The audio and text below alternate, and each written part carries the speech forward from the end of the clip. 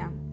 En esta época en la que vivimos, en la que el materialismo y la falta de religiosidad es lo que reina, poco se habla acerca de la educación de los hijos. Y hoy queremos hablar acerca de eso. ¿Qué dice el Islam? ¿Qué decía el profeta Muhammad con él y con su descendencia sea la paz? Y para eso nos acompaña la presidenta de la Unión de Mujeres Musulmanas Argentina, Maasuma Asad de Paz. Assalamu alaikum. Alaikum salam wa rahmatullah. Y bueno, hablando acerca de esto, ¿no? Lo que uno vive todos los días, en la televisión no hay más que cosas materialistas o sexistas y que poco ayudan a la educación de nuestros hijos. ¿Y cómo podemos hacer en el Islam para educarlos? ¿Qué dice el Islam respecto a la importancia de la educación de los hijos? Bueno, la verdad que todo empieza desde la educación de los hijos. Hay tradiciones del profeta, dichos del profeta, que dice que quien empieza la educación desde muy pequeño es como grabar algo sobre oro, digamos, donde no se borra.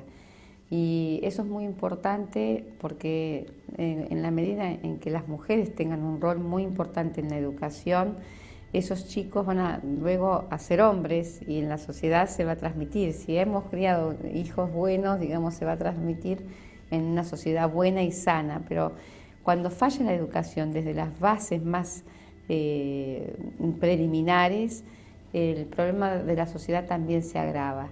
Y bueno, si uno ve la riqueza que tiene el Islam, en la cantidad de guías que hay para que realmente la mujer pueda educar a sus hijos, desde que el momento de que se casa ya le dice que en el momento del día de la boda haga plegarias cuando quiera engendrar un hijo, esas plegarias que encomienda al hijo en la educación a Dios también, que Dios lo eduque y lo proteja. Durante el embarazo recomienda mucho las lecturas del Corán, o sea, desde lo más ínfimo, ¿no? Hasta que luego cuando nace hay unas recomendaciones como hacerle la lectura del Adán en un oído y en el otro oído la otra también. El Adán es el llamado a la oración, como para ir familiarizándolo. Hoy, por ejemplo, vemos algunos elementos también nuevos que van saliendo como almohadillas donde se ponen los CDs para escuchar el Corán, para que los chicos... acá está esta cuestión de la terapia musical para los chicos. Sí. Bueno, nosotros lo hacemos con el tema del Corán, ¿no? Que se vaya, dice, quien aprende el Corán desde muy chico se mezcla la sangre y la carne de esa persona con el propio Corán, de modo que le sea natural su espiritualidad. Y bueno, estas cuestiones son muy importantes para poder estar bien parados en la sociedad y no que nos lleven de las narices para cualquier lado donde uno no tiene una identidad, no sabe dónde están los valores. Y bueno, desde también la leche materna, por ejemplo, cuando la madre da de amamantar a su hijo, hay una ablución que se hace previamente y también una súplica que se hace, claro. Amamantar hasta los 2 años. Y amamantar hasta los 2 años. Y eso son cuestiones muy importantes. Y en la educación en general se divide en 3 etapas. No es que, por ejemplo, si nosotros vemos acá cómo se cría, cómo se educa, desde la primera infancia, bueno, muchas veces ya se manda a las guarderías y quedan horas y horas porque se le da más prioridad al trabajo de los padres y ese trabajo es en la parte, digamos, que le va a dar una solvencia material y van a poder ayudarlo a sus hijos para educarlo mejor, pero en la parte material, la instructiva quizás. Pero en la parte de educación religiosa y moral es poco lo que se invierte en este país, por ejemplo.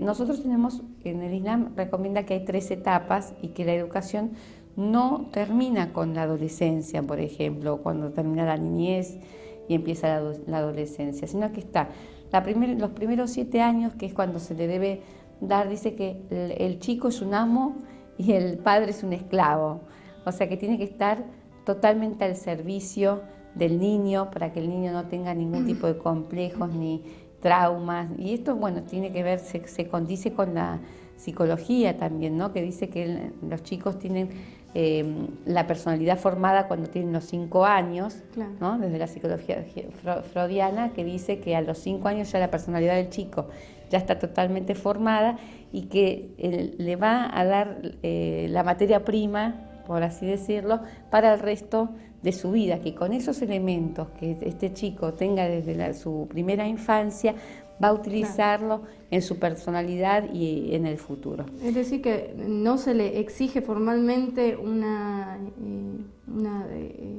devoción o que hagan sus actos devocionales aún hasta los 7 años, pero sí, a los chicos lo que la espiritualidad antes, desde el nacimiento. Claro, por ejemplo, cuando la mujer ora o la madre o el padre ora y bueno, está el niño al lado, muchas veces es común que el propio nene quiera leer el Corán con su mamá o ponerse la alfombra al lado. Sí, ir familiarizándolo, los ambientes, todo eso tiene una influencia. Pero quiero decir que no hay una exigencia rígida y algo que sea para el chico una carga, ¿no? Claro. Digamos, darle al chico, servirlo bien y atenderlo bien.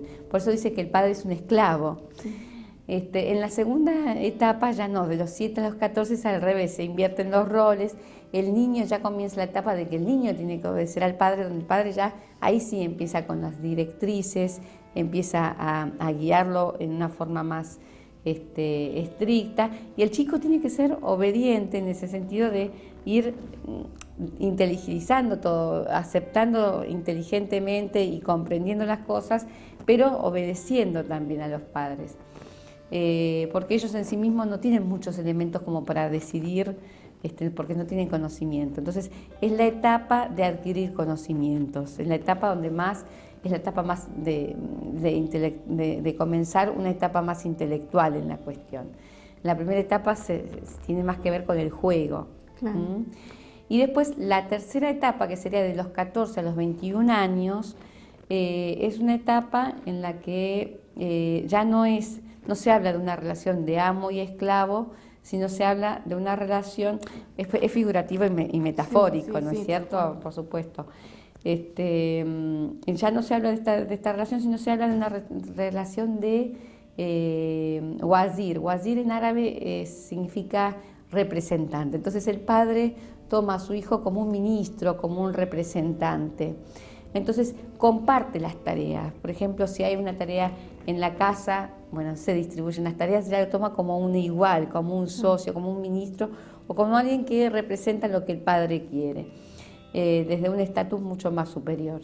Y bueno, esto es hasta los 21 años. Cuando también se casan los chicos, también los padres tienen su intervención.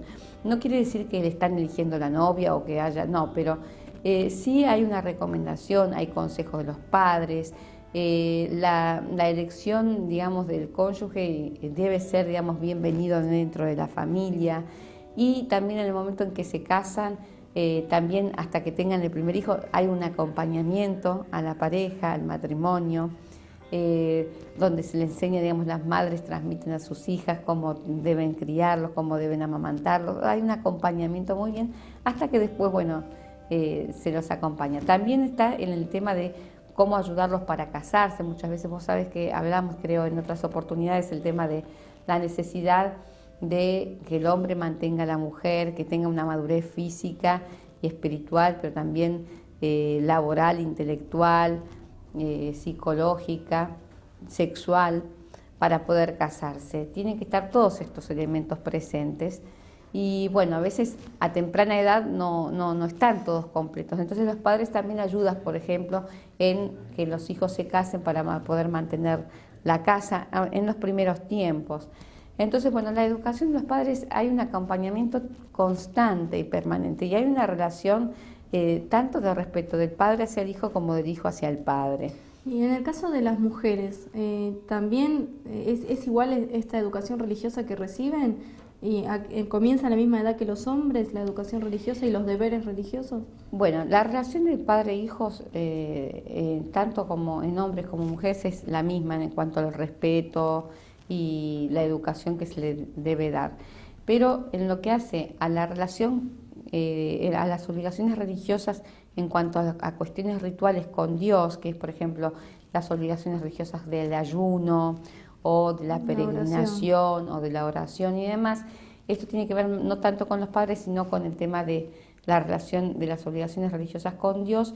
Las mujeres empiezan más a temprana edad porque son más maduras también, y los hombres adquieren esas responsabilidades desde más grandes. Lo que no significa de que los chicos se los deja de cuando son más grandes, o sea, hasta que son más grandes se los deja libre de algún tipo de obligación. Uno puede ver en los países islámicos grandes lectores de Corán que están desde que nacen les están enseñando el Corán y los llevan a aprender memorizadores y demás, y también van a las mezquitas y rezan, e incluso hacen el llamado a la oración, tienen un rol dentro de las mezquitas, pero no tienen esa, como no tienen todavía esa madurez, y la obligación más madura comienza a más avanzada edad en los varones. ¿Y hay roles específicos que tiene que cumplir el varón o la mujer que se los educa para eso dentro de la casa? Bueno, el ser humano es completo, ¿no? Tiene unas responsabilidades familiares, individuales, sociales, políticas. Entonces, también la naturaleza del hombre y la mujer, no como seres humanos que son iguales, pero sí en cuanto al género se diferencian por su constitución física y también por los roles que deben cumplir en la sociedad. Esto en Occidente se ha desdibujado, es incluso como criticado. De pronto se está hablando de la no diferenciación de los roles, de la igualdad de roles en ambos lados. Pero en realidad, desde el punto de vista islámico, este es un error, y realmente el hecho de que en la historia haya habido esta diferenciación de roles, y esta diferenciación de roles haya desembocado en algún tipo de opresión hacia el sexo más débil, no significa de que esté el problema dentro de la propia diferenciación de roles, sino en la aplicación que se le ha dado, y en la mala aplicación que se le ha dado y en el abuso que se ha dado. Pero en realidad, dentro del Islam, hombre y mujer se complementan y tienen roles complementarios, y si el hombre es más fuerte, tiene roles, que tienen que ver más con su fuerza, y esa fuerza no es para beneficio de él mismo o para engrandecerse o para oprimir, sino que tiene que ser al servicio de la sociedad y al servicio de su familia.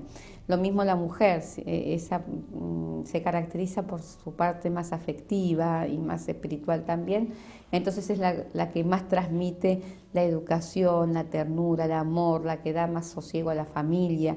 Y hay un rol más familiar que también redunda en lo social y que trae tranquilidad al hombre también. Y con respecto a la educación islámica en un país occidental y la educación islámica en un país islámico, quiero que me hables un poco acerca de las diferencias, los beneficios, pero después del corte. Nos vemos en el próximo bloque. Sigan con La Mujer en el Islam.